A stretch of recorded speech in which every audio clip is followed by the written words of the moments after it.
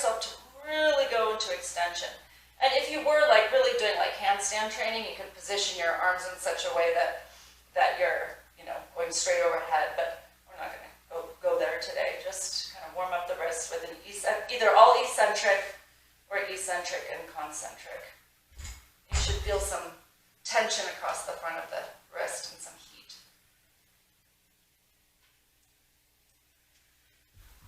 Everybody's understanding which phase is eccentric, yeah?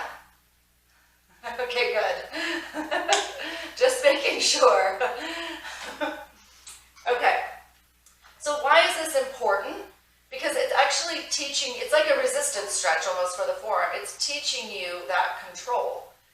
And if you really want to spend a lot of time doing poses on your hands, you know, there is value in being able to find that balance. And that balance is not just sitting here, but the balance is like, how do you use your hands? If you ever do want to balance, arm balances, handstands, how much weight do you need to put into your knuckles, and can you kind of offload, like put weight into it and offload the wrist area?